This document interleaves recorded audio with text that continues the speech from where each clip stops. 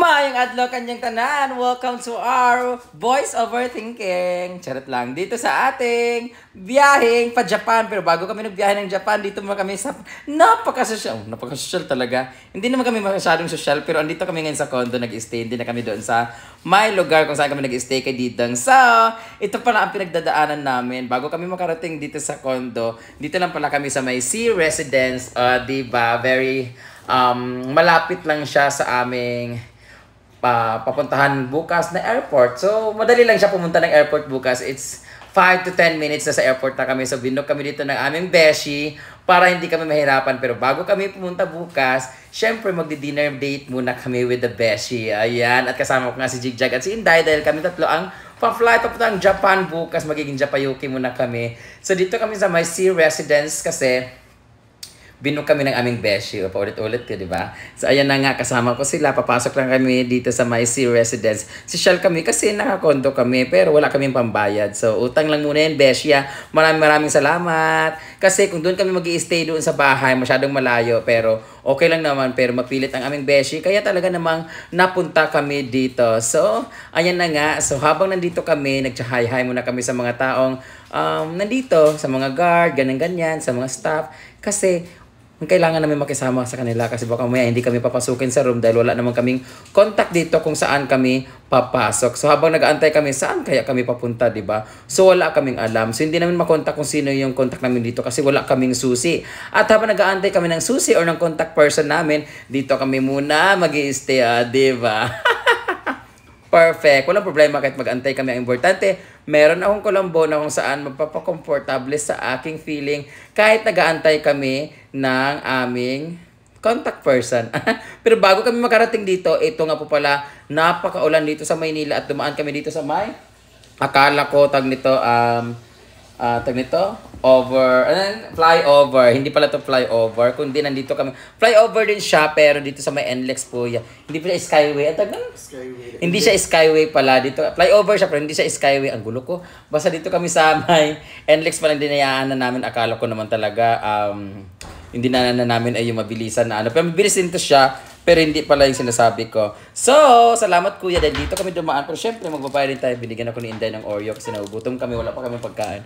Thank you so much, Day. So, ayan na nga. Maulan dito sa highway na to. At ganito rin po yung itsura ng Japan. Syempre, sa ibang lugar din naman ganito rin mga itsura.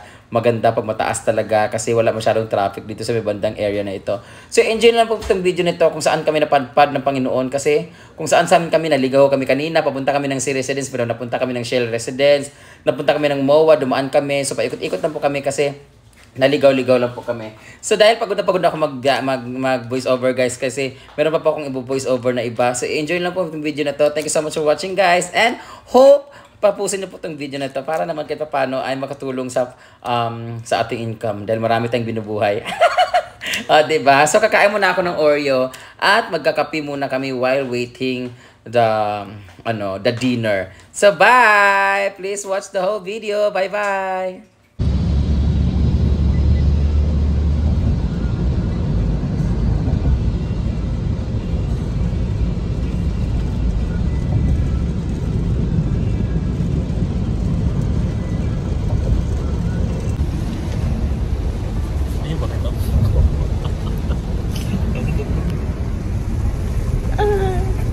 Yo, kata ko ba ko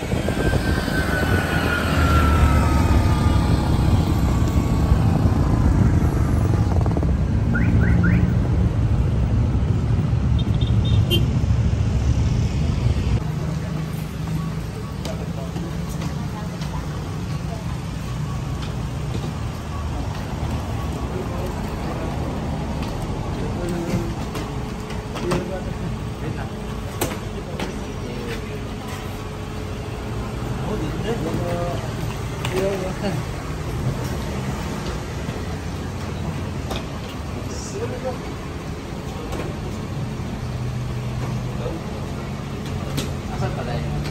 Diri, sulod na ta.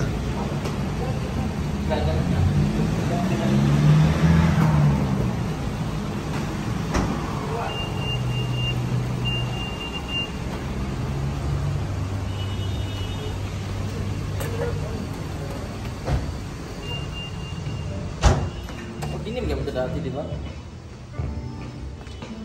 Sa kuan man to.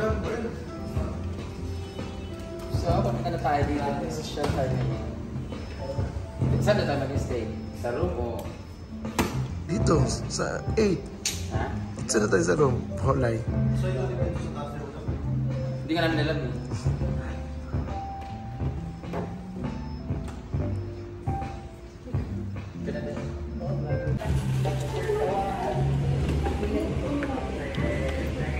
Five. Isa pa. Thank you.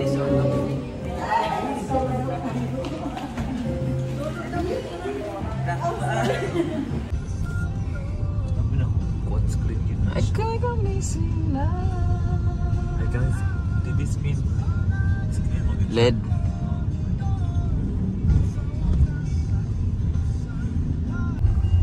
Finally, I think we're here in saan yung building A.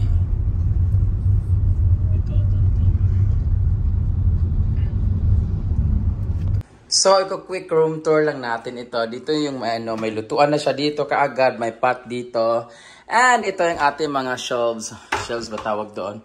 Mga cabinet for everything. At meron siyang exhaust fan.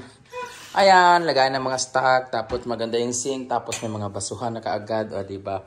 Tapos dito sa area na to kaagad ay toilet and the shower area. At meron siya kaagad washing machine. Hello! Ah, diba? Ang cute, ang ganda. Ayan, patayin natin yung ilaw. Conserve energy. Ito naman, meron na kaagad rep. Tapos nilagay namin basurahan. Yung basurahan na doon naman yung basurahan na yan sa CR. Kinuha ko kasi wala kang basurahan dito. Nilagay ko dyan. Meron silang rep. Tapos yun silang sofa bed. Electric fan. Tapos, and may TV na kaagad. Tapos ganyan. Lagayan. Tapos ito yung room. Dito yung bed. Cute! Tapos may aircon. Tapos ito dito lagayan ng ano. Tapos hangiran. Ganyan. Dito kami sa may second floor lang na area. Ay, ang daming lalaking naliligo. Oh! Doon may mga foreigner doon. So, medyo social dito banda. Diba? Ang ganda. So, magpabook na kayo dito sa may Sea Residence. Malapit na sa airport. 5 to 10 minutes airport na siya. Bye-bye! Thank you so much for watching.